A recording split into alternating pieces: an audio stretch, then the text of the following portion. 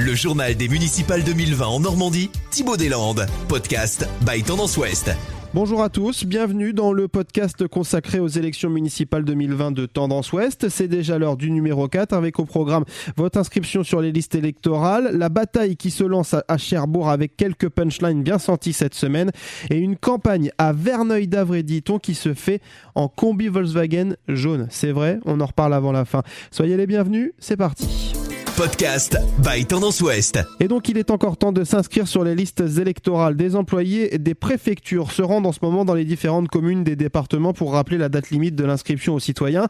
Ce sera le 7 février. Ils incitent aussi la population à aller voter. Ainsi, on a pu voir des employés municipaux ou préfectoraux dans les gares ou dans les centres commerciaux, comme c'était le cas aux Rives de l'Orne cette semaine à Caen. Léa Quignot a suivi Martine dans son opération séduction des citoyens. Et oui, j'ai suivi Martine, chargée de l'opération. Eh bien, écoutez, premier essai et premier raté. Est-ce que vous êtes inscrit sur les listes électorales ? Je suis pas de camp, je suis des roulines. C'est pas grave, hein. Sur Internet. Deuxième échec. Je viens d'arriver sur Caen, pas encore. Encore, faut se dépêcher. Oui. 7 février avant minuit. Et comme on dit, jamais 203. Cette fois, c'est la bonne. Corinne Lebars, elle, est déjà inscrite. J'avais une nounou quand j'étais petite qui me disait « Ma Corinne, surtout, je te transmets 2 choses. Toujours voter, parce que nous les femmes, on a eu le droit de vote très tard. Et puis ça, son deuxième conseil, c'était « Si t'es pas heureuse en ménage, tu divorces. » J'aurais dû le faire, moi, alors fais-le. Voilà. N'oubliez pas, votre inscription est obligatoire pour pouvoir voter. Les municipales, c'est les dimanches 15 et 22 mars prochains. Podcast by Tendance Ouest. L'actu de ces élections en bref, avec la campagne qui s'accélère à Fécamp. Patrick Jeanne, l'ancien maire PS, a réussi à convaincre les communistes. Il présentera sa liste samedi matin. Une liste d'union de la gauche avec donc le PC, mais aussi le PS, Europe Écologie Les Verts ou encore les radicaux de gauche. Et puis, de l'autre côté, Marie-Agnès Poussier-Winsbach, la maire sortante, jusqu'ici très discrète sur ses intentions, même si elle avait lâché quelques indications lors de ses vœux, a donné rendez-vous samedi après-midi pour évoquer ses élections municipales et donc indiquer sa candidature. L'ancien conseiller municipal d'opposition à Saint-Lô, ancien vice-président de la région Normandie, qui lui était discret mais depuis de très nombreuses années, Jean-Carl Deschamps sera bel et bien candidat aux élections municipales dans la cité préfectorale manchoise. Voilà qui porte à 4 le nombre de listes à Saint-Lô. Il s'est lancé seul contre l'avis de son camp. Jean-François Bure, déjà candidat en 2014 et lui en lice pour les municipales à Rouen. Il a présenté sa liste cette semaine et même si son camp, les Républicains, lui a préféré Jean-Louis Louvel, il ne désarme pas. Parmi ses thématiques de prédilection, la sécurité. Le candidat qui propose notamment de doubler les effectifs de la police municipale et d'armer les policiers. Il entend également massifier la vidéoprotection. C'est ce qu'il a dit à Pierre Durand-Gracian. Pour se comparer, c'est très intéressant. Au Havre, vous avez 250 caméras. À Nantes, 150 caméras à peu près. Sur Rouen, on est à 30 caméras. Globalement, à part quelques caméras à la Grand-Mare, on a bloqué le développement de la vidéoprotection. Malgré les soutiens en fait de l'État et du département, il faut savoir qu'on peut financer à hauteur de 20 à 50% une installation de caméras. Et donc, c'est absolument nécessaire de monter en puissance sur la prochaine mandature pour arriver à peu près à une centaine de caméras sur l'ensemble de la ville en fonction des priorités. Jean-François Bure, l'un des candidats à Rouen. Vous retrouvez toutes les infos autour des municipales à Rouen, mais aussi dans toute la région sur notre site internet tendanceouest.com. C'est l'heure de la ville de la semaine. On prend la direction de Cherbourg.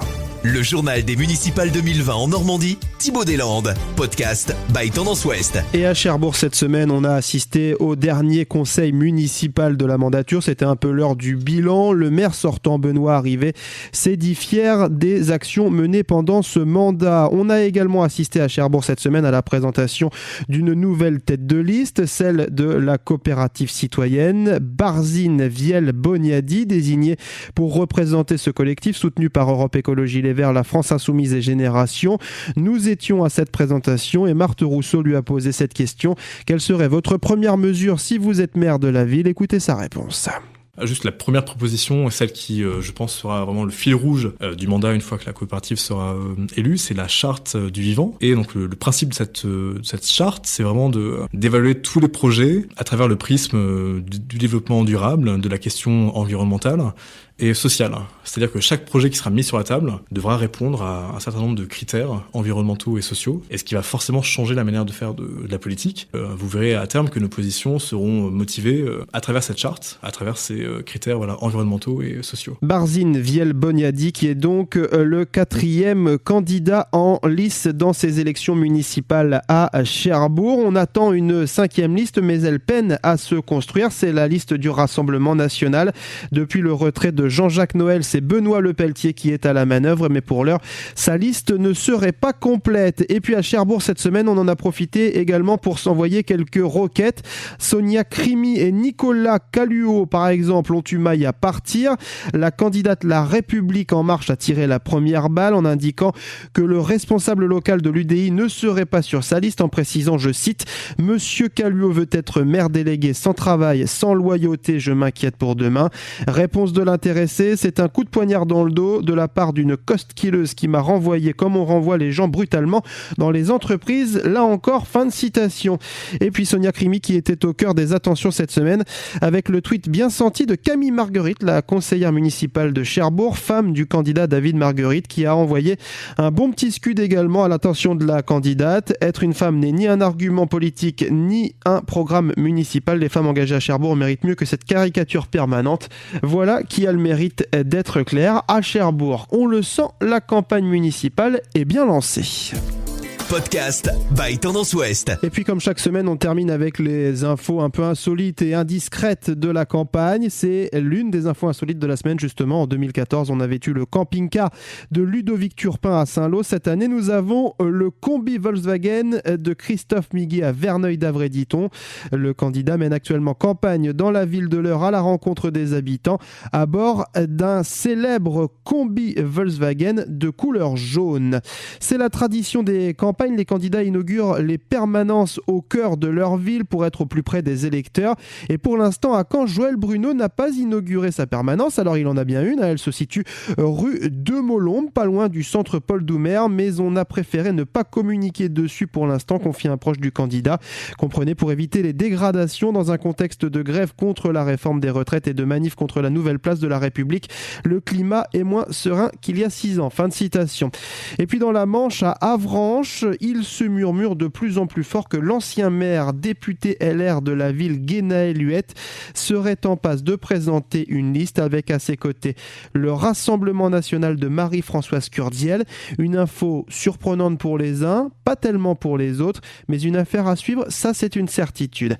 Excellente semaine, on se retrouve la semaine prochaine pour un nouveau podcast consacré au municipal. Podcast by Tendance Ouest.